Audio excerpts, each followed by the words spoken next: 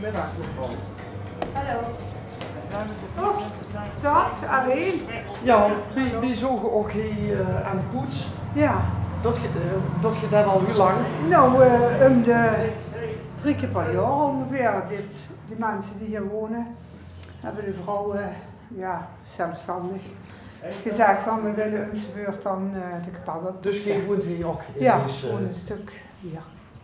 Ja. En dit huurt B? Mingelsborg. Gemeenschap Mingelsborg. Oké. Ja. En hoe lang doet je dit al? Ja, zolang als ik hier woon. Dus 15 jaar. Maar, 15? Ja, om zijn beurt dan. Hè. 3 keer per jaar ongeveer zijn we aan de beurt. En waar kom je zelf vandaan oorspronkelijk? Noord-Limburg. Noord-Limburg. Oh, kennen we elkaar de hand schudden? Ja, ook zo. Ja. Welke? Afferden. Oh, het offeren. Het offeren, Dat is- ja, dat- precies. Ja. Van de carnavalsvereniging De Pijers. Pijers, ja, precies. En wie Maar- kunnen offers merk je ja, dan in... maar, ja, ik woon al 40 jaar hier. Dus ik ben toen het offeren naar de oude Waterhof.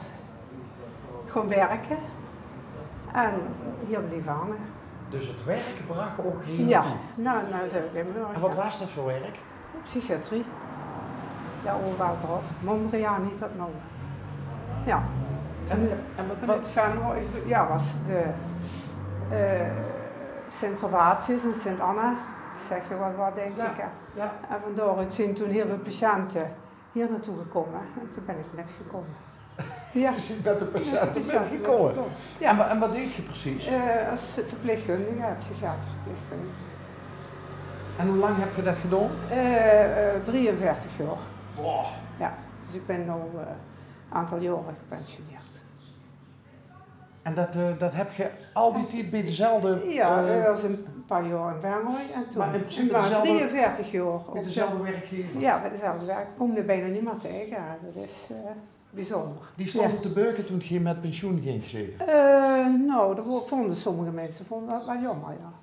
Maar ik zelf, ja, op een gegeven moment is het zoiets, ja, dan wil ze toch gaat anders. Dan is het klaar met het werk.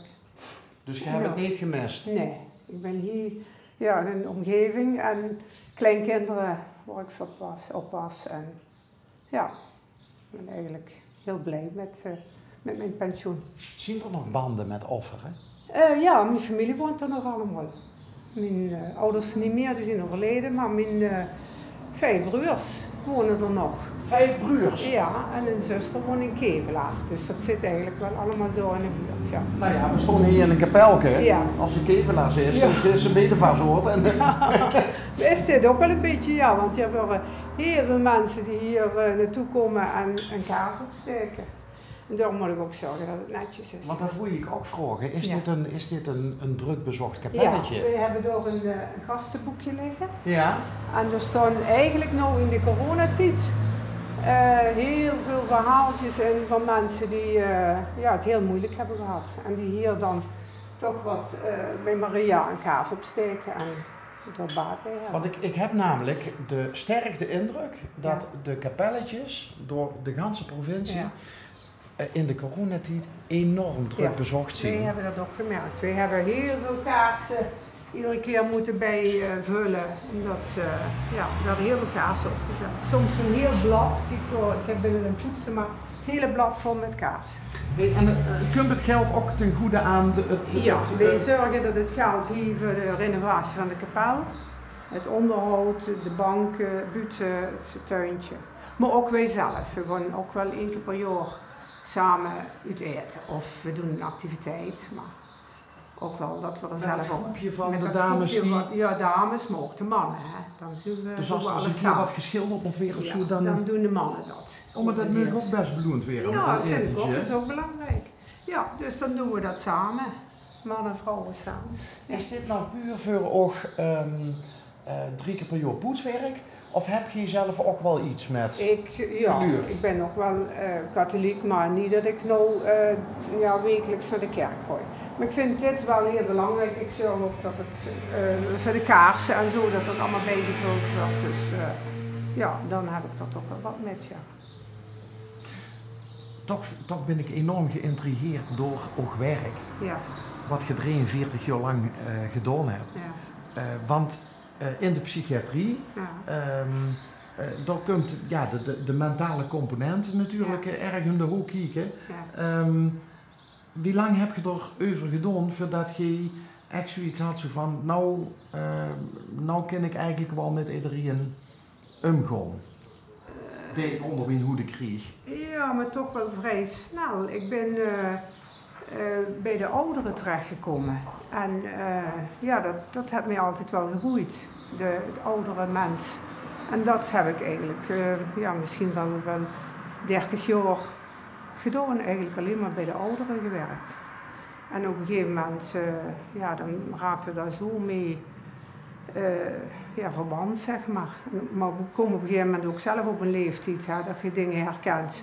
Want die populatie begint bij 50, 60, daar zit ik dus zelf ook in. En dan, maar dan is het op het laatst ook wel, het is klaar, zodat je zoveel dingen gaat herkennen die je bij je eigen ook ziet, dat je dan zegt, het is mooi geweest.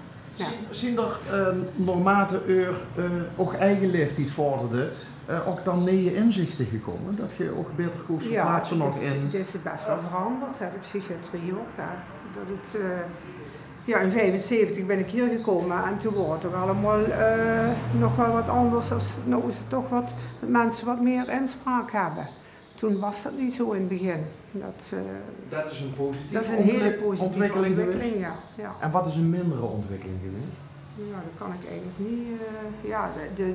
De bureaucratie, de administratie, dat is wel. En daar liep ik op het laatst ook wel tegenaan, dat je met de computer grotendeels moet werken. Rapportages, verslag leggen. En dan moet je zelf ook een beetje bedreven zien. En dat viel mij toch op het laatst ook wel wat tegen.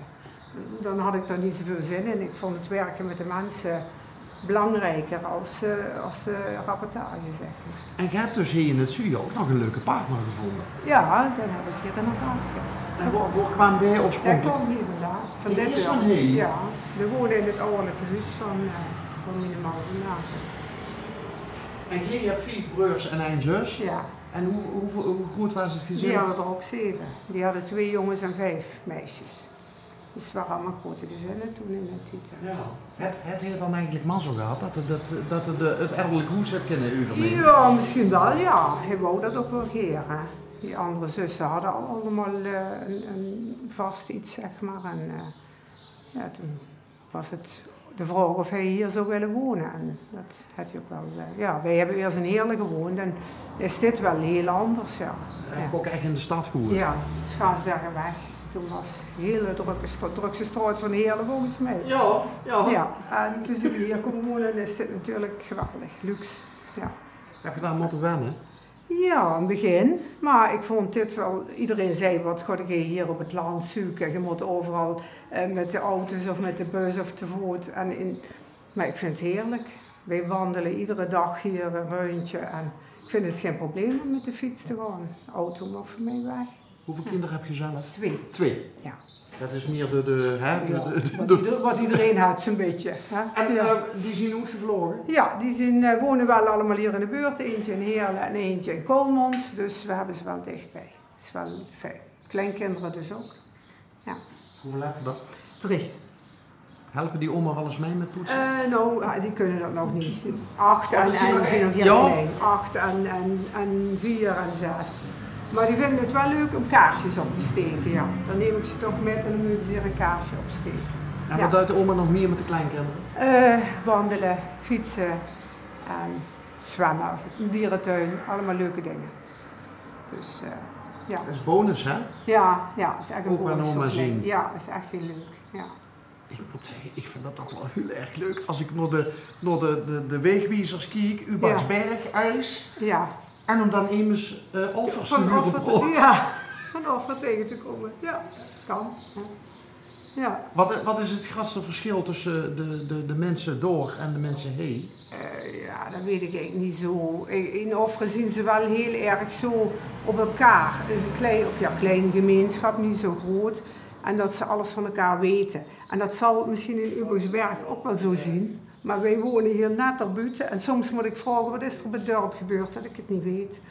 En dat is het voordeel als je een beetje van het dorp af woont. Er zal best in Berg Ja. ook over opgeprold worden. Oh ja, zeker. Maar daar krijg je niks van. Nee, en dat heeft alleen maar voordelen toch? Ja. Leuk ook te ontmoeten. Ja, dankjewel.